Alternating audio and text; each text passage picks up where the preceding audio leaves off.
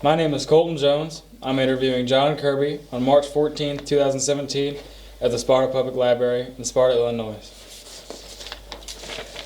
When and where were you born? I was born in Paris, Illinois, 1953. Who were your parents and what were their occupations? My mom and dad, my dad's name was Ralph Kirby, my mom was named Dixie. My dad was a professional roofer, and my mother's just like I guess back then they would call them housekeepers or home, raising a family. Mm-hmm. Do you have any siblings? I have 3 siblings. What are their names? I got a brother, which is a year younger than me. His name is Jim Kirby. I got twin sisters named Candace and Sandy Kirby. Have any of them served in the military? No, it's just not me. What were you doing before you joined the service? Living in Champaign, Illinois, just doing odd jobs, working in a factory, which wasn't very good, and just trying to find a job that I liked. Then got to the point, time to do something else. And what year did you join the service? I joined the military in 1974. How long did you serve? 3 years active and 3 years inactive. Where were you living when you joined the service? Champaign, Illinois. And what branch of the military did you serve? I chose the U.S. Navy. Did you enlist or were you drafted? I enlisted. Why did you choose the Navy? The old saying, see the world. That's what I wanted to do, see the world. If you enlisted, why did you choose that? What happened when you departed for training camp and during your early days of training?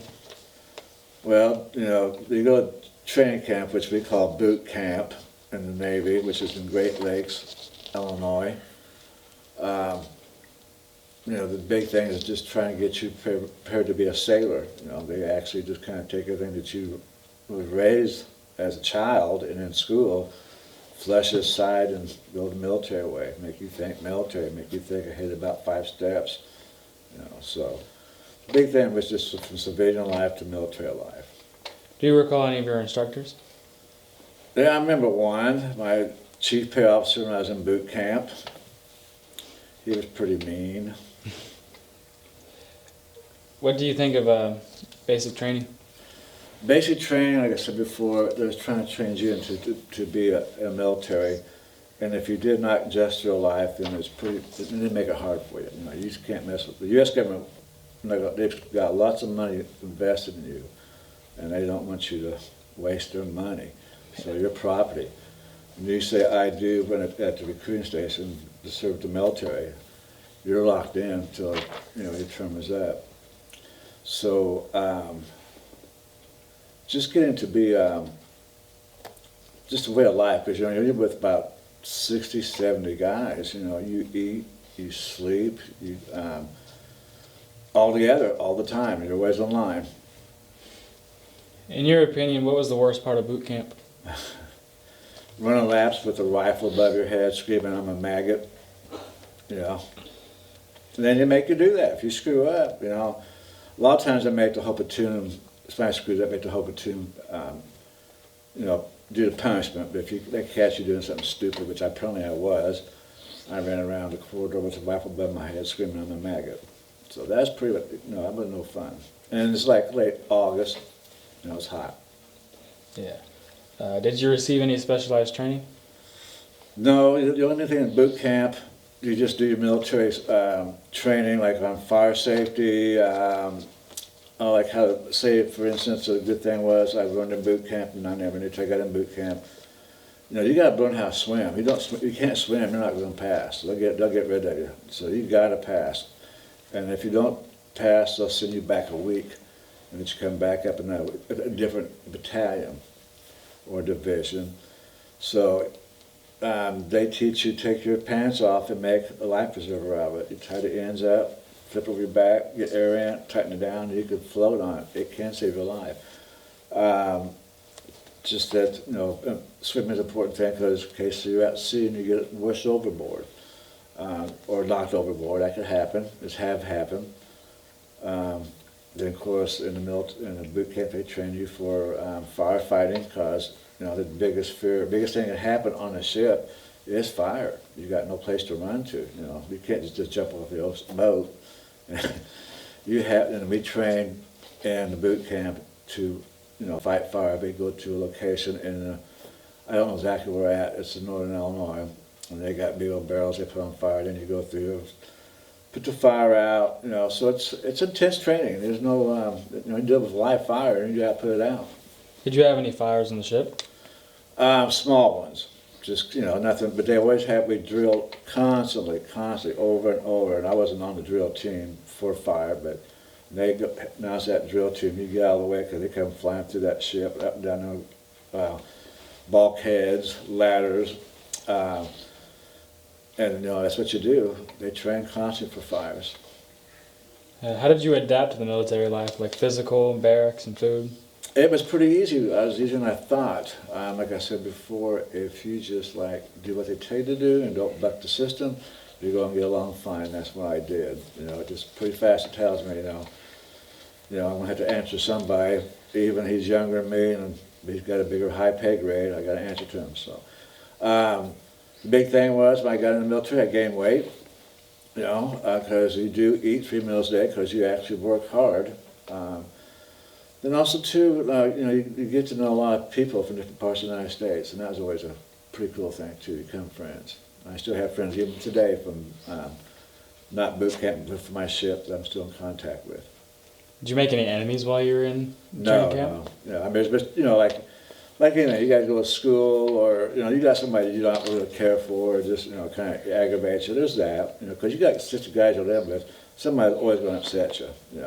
I'm sorry, they might cut in line, or they bully the way, stuff like that.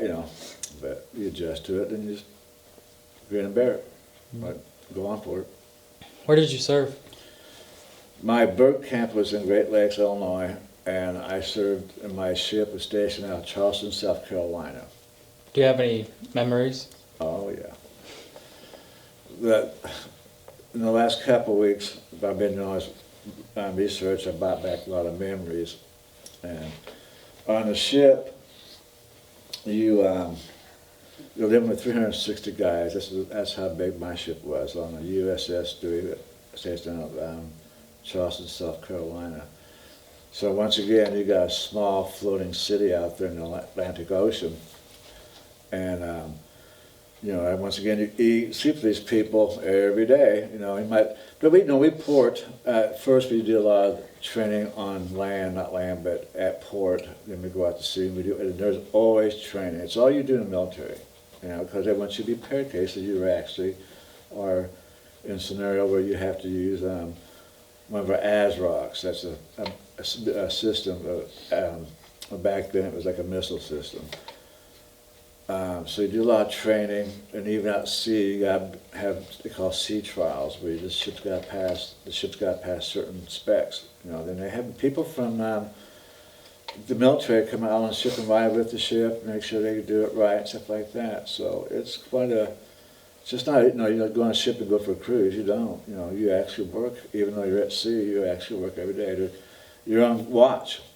You might be on for 12 hours and off 6 hours, and back on 12 hours, off 12 hours. Somebody's always on watch.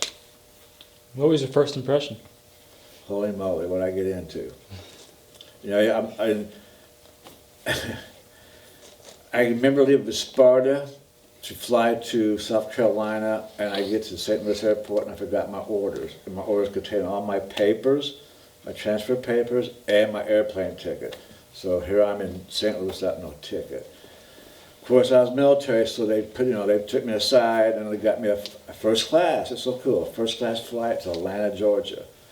And I stayed at a military base there overnight, and they transferred me to Charleston, South Carolina. And I walked down that pier and seen all them big gray ships. My mouth opened up and I got sunburned. I couldn't believe how big they were. But just I'm coming from Sparta, Illinois. Being cornfields and coal mines, and you go there and see these big ships, with all this armament. It's quite impressive. It makes you proud, really. You can be on that ship. What type of friendships did you form? A lot. There's a lot of good guys. a lot of good guys. I mean, there's guys said before, I still keep in contact, today.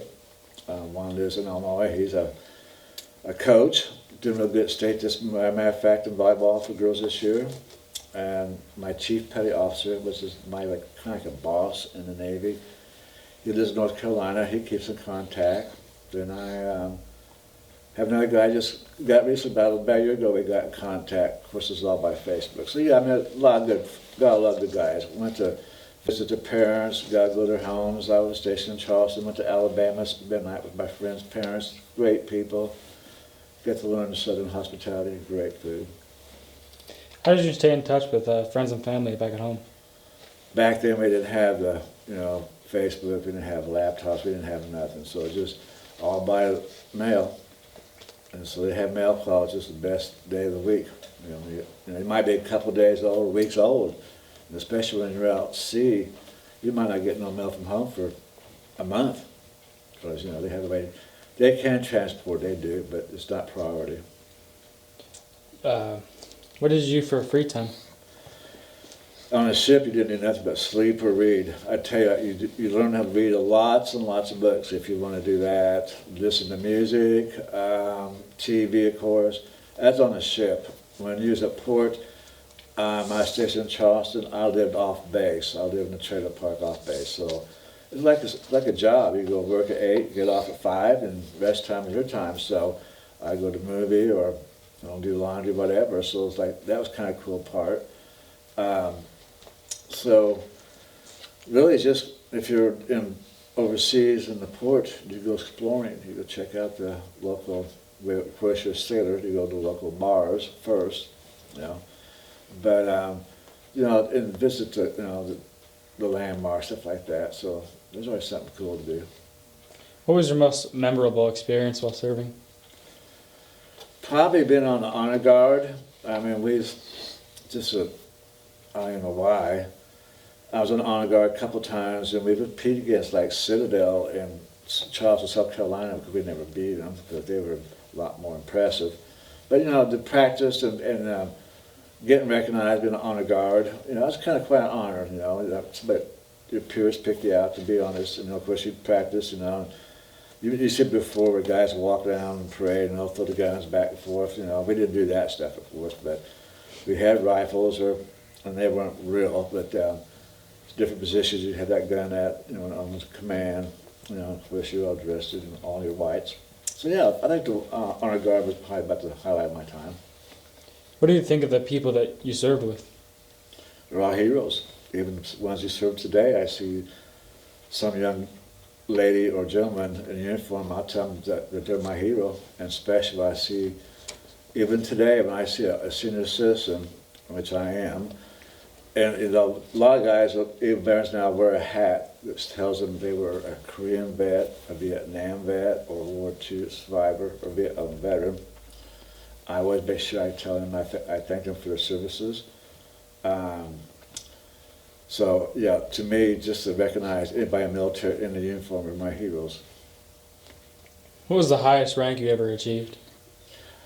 In the Navy, they have they call it classifications. They're like, you get out of boot camp, you're a seaman. That's the lowest you are. That's the lowest pay grade. I don't think that's probably like an E1, maybe, I don't know.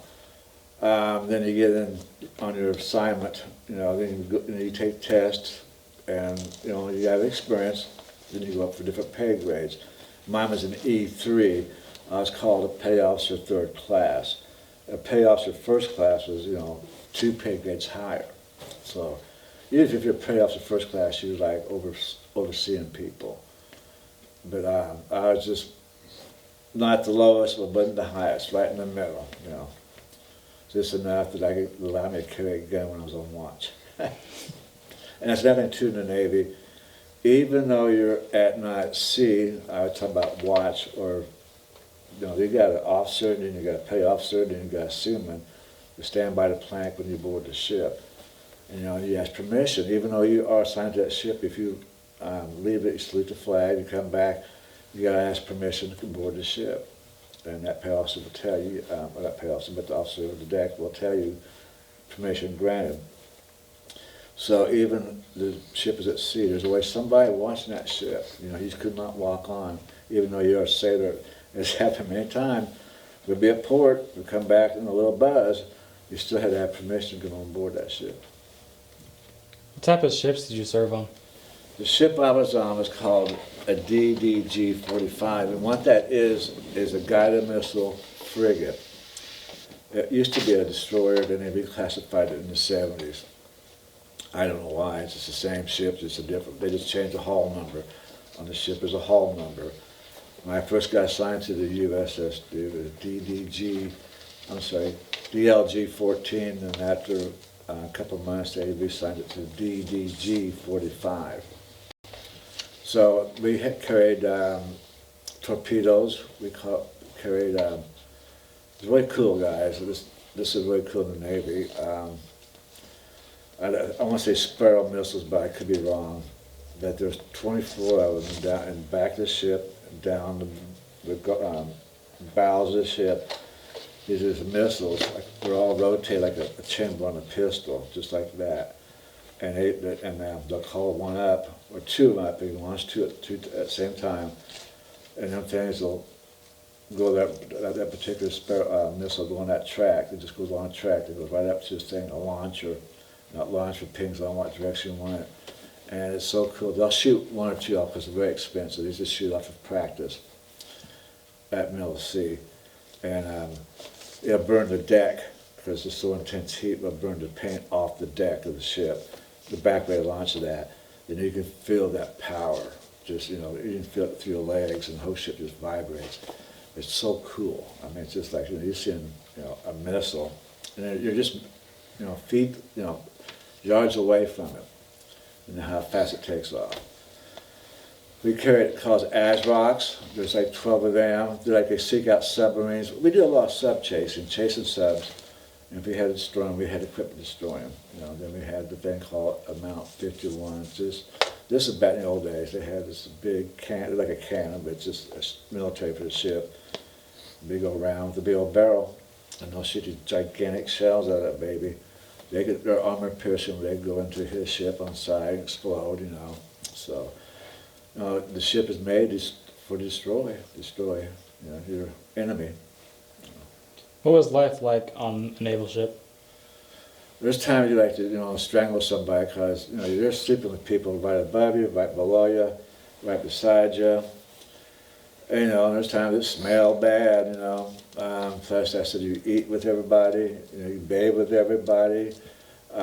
You're cooped up for, I think the most we've been out at sea is like 14, 15 days straight. And that's about long enough, you know, before we hit port. Because once you get port, certain groups of guys, they call port starboard assigned, you can take off on liberty. Or if you get home port, you take off and go home. You know, not home, but home as we stand at. So, you know, you learn how to, you know, you go eat, you know, 'cause everybody has their own little gangs, you know, so everybody got along, you know, pretty good. I mean, lock hard playing, generally the morale was pretty good, really. I mean, it just that when the days got long, but, you know, what you do is sleep, you know, because you're going to be on watch. You know, if you're not on watch, you're going to sleep, you know, so. And you're at sea, even though you're not, you know, there's always somebody awake, you know, 24/7, because you're at sea, you know, you're going at night, you know, rely on radar and stuff like that. And it's still more advanced than it is now, when I was on the ship, though. So, it was challenging. I think I made a note about life on the ship here. Let me just real quick, good. I told you before, the big thing was, and you know, we do a lot of fire drills, you know, and on your spare time, you got, you know, like you have to work, if you're not on watch, you do other things like paint. You're always painting the ship because you're in the sea, you know, and a lot of salt water. So you do a lot of painting. One thing about the Navy, they have a lot of traditions in the Navy. The big thing, and I missed it, I kind of wish I hadn't, but I wasn't on the cruise I did this, it's called, when they cross the equator, this is Navy tradition, you're a polywog, and you got to kiss, It's usually the fast guy on the ship, and you got to kiss his belly. He's King Neptune. It's tradition, you know, you got to go through slop of garbage, you know, snake through that. And they have certain traditions. Guys dress up, you know, like women, and not like women, but skirts like that, you know. It's just like if you ever watch McHale's Navy, something like that. It's just it's hysterical. And but you get a card. Once you pass the equator, you get a card, and that's quite an honor in the military, Navy, I mean, to be a polywog. You know, but you know, you got to cross the equator. I never did that. The big thing too was when I went overseas, the different ports I landed in. You know, so that was neat. So really, the Navy life on the ship was, if you adjust to it, it wasn't that bad. You know. But if you couldn't adjust to it, you know, they'll get rid of you. What were your duties on board the ship? I was a singleman, third class. Basically, what I did all the time was either I slept or I was on watch, or make sure we keep our area clean. We was right behind, excuse me, right behind the ship's bridge. That was the captain at when he was on deck. The officer's duty was on deck there. So the bridge is the brain of the ship. And so if you go under attack, in my position, I was stationed right behind the bridge. I was a singleman. That's when you watch they don't have it anymore. If you watch these old movies, World War II movies or whatever, you see guys hitting that light, flashing that light, Morse code. That's what I did. You know, we would talk with lights. We could talk with our hands, you know, hand signals to different sailors across, you know, they could see us, or by flags. So I was in communication. But under attack, say by a jet, my lifespan expectancy was like 47 seconds if they went after the bridge. Because they want to go, when they're under attack, they aim for the bridge. Basically, well, it's like deer hunting, you go, you know, aim for the side. But that's where everybody's at. That's the command center, is the bridge. So that's where the captain's at. Even the admiral could be on the bridge. You take that out, you got the ship, you know, the ship ain't going nowhere, you know, because it controls everything. So, and they have like, you know, the ICU and the ICU, it's the radar system. So back then the radar was pretty high tech back then, but you look at it now, it's pretty obsolete. Did you see naval combat, and if so, how often? No, I lucked out. I didn't see no naval combat, but what we did when I was in the Navy, we chased around the Soviets. You know, even though it's peacetime, when we go overseas, I say overseas into the Mediterranean, like we'd be around Turkey, Greece, Spain, and we just, you know, find out there's a Russian sub in the vicinity or a ship. We go follow them. We just spy on them. You know, we see them and we write it down. You know, in the military, the Navy, they have every ship, every country's have, and you know, you go through the records, you try and grab that ship, or you draw it, so what the ship looks like, and you report it to the commanding officer of the day, whatever. That's all we did. We just chased the Russians around. They chased us around. That's all. But never had no combat. And also, too, when I was in the Navy, they sent a flotilla out, and my flotilla is, now this has been years ago, there's an aircraft carrier, and I can't remember how many other ships would be along with an aircraft carrier. They made the cruise for 6 months in the Mediterranean. They just patrolled the Mediterranean, be ready when they needed us, you know. Like Somalia, you know, I never had that, but there's times when the ship will go down Somalia, or Grenada, you know, there's a naval ship down there. If they need jet, we can be there. The Navy can be there. Not right now, but over a day or two, they'll be there. And back then, when I was in the military, they might have, I don't know.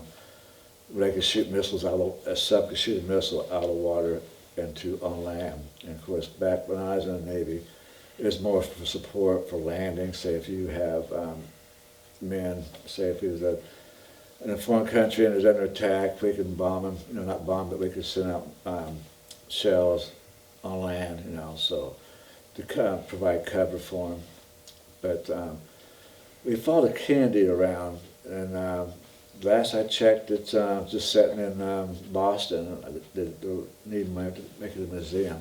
But it's pretty cool because you get to see the pilots, especially at nighttime. It was so cool watching jet planes come in at nighttime and hitting that deck. You know, these pilots are trying to aim on a football field, about the size of 5 football fields, and the ship is rocking up and down. You imagine trying to land a jet on that, you know. So yeah, it was pretty interesting. What were the living conditions like? How you made it, you know, as long as you keep it, you know. The condition wasn't the best, you know, because you have no privacy. You live in a little bunk, you know. Where were you when your period of service was up? Last place I was in Spain, I think. No, I really can't remember. I took a train to Spain to catch a flight, come back to the United States, because we just come back, finish up our tour, and we had to cross the Atlantic back, and it takes 11 days by ship. I flew back because I had time on the books, like vacation days, and I used them and flew back. And by flying back, you would get the military discount. So that's about it. I can't remember what country I was in, but I remember leaving Madrid, Spain, flying out of there. And how did you return home? I came out, I got a Navy, came back here, got my car, drove back to Sparta, and I didn't plan on living here, but I ended up living here, you know. How were you received by your family and community? Back then, of course, family is always family, you know, blood thicker than water, so I'm glad it's all back in one piece. But the community back that area in the 70s, the Vietnam War just finished, and even during that time, it was an unpopular war, so anybody in the military was not very popular, you know. So I was not received as a hero, as they would receive today as a hero, you know. Back then they called us baby killers. We was fighting an unpopular war. How did you readjust to the civilian life? Pretty easy. That was real easy. Didn't have to listen to get up. They might tell you what to do. Unless you got married. But you know, then you had that experience behind you. You know, the government's going to pay me to go to school, which I did. The government paid me back. I mean, I bought a house through the VA, and they'll even bury me even today if I had no insurance. They would bury me. Or if I had no medical insurance, I'd go to the VA in Marion, and they would take care of me. So by joining the military, even when it's peacetime, you know, I'm still not a military person, but I still have the rights as a veteran. I can go to rights, I go to Buckeyes, and I get 10% discount because I'm a veteran. I got a veteran card. So, a little perk, but you know, I serve my country. You know, I'm proud of it. You know, I think everybody should go to the military. Was anything different when you came back? Well, Sparta was not my hometown, so Sparta like a new adventure for me. This is in the 70s, so it was all new to me when I came to Sparta. Have you remained in contact with your friends? Yes, got several of them I keep in contact. Matter of fact, I'll contact them tonight to let them know what I did today. Are you a member of any veteran organizations? No. Try to join the local VFW, but I'm not no veteran of a foreign war. So, but I think I can in a way because I did receive the National Defense Ribbon. That's what they issue when you're in Vietnam. And the Vietnam War considered was over, all the stuff was over in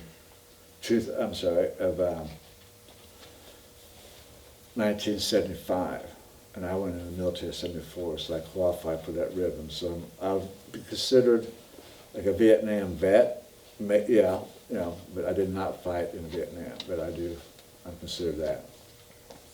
What have you done since separating from the military? Get married, pay a mortgage, raise kids. If you had the choice, would you ever go back? Oh yeah. I wish I knew a lot now. I knew back then I did, and that's the hindsight. Everybody says that, but like I said before, the last couple of days going through all the stuff I brought back fond memories. But I can imagine somebody as a veteran that went through a war, fought a war, would not be fun. It would not be pleasant memories. But mine have all been pleasant memories. Would you ever choose a different branch? You know, Air Force maybe? I don't know. I've had a friend who was in the Army, then joined the Air Force and retired. I don't know. I mean, the Navy is good 'cause I got to see the world, but you live on a ship, you know, I get old too. How did your service experiences affect your life? In a way, not much. Just pretty much you do put your foot forward every day, but always proud to be that veteran. Always proud, you know. I make sure my flag, I got a flag that flies. I'm always proud to be a veteran. Let people know. You know. Is there any skills you learned back in the military that you use today?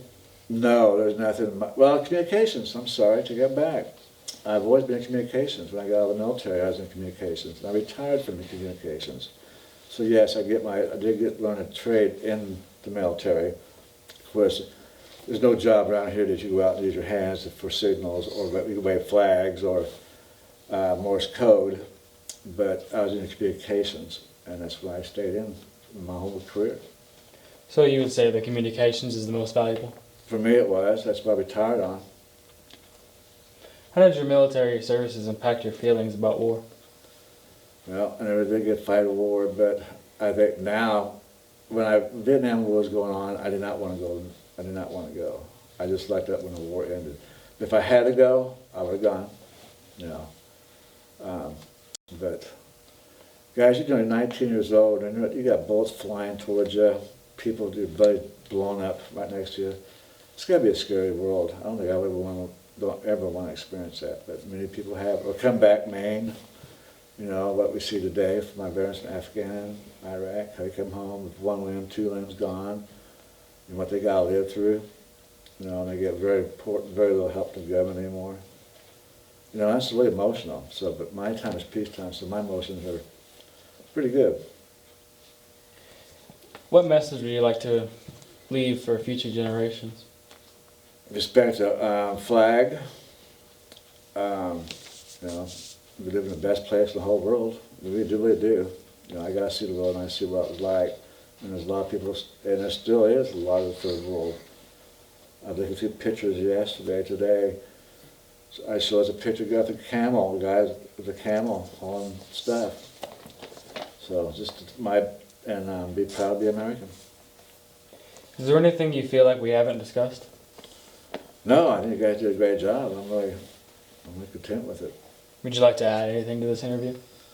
How much time we got left? Well, we've got some time. Yeah. That's all we got. We're doing good? Yeah. We got it? Okay, I'm done. All right.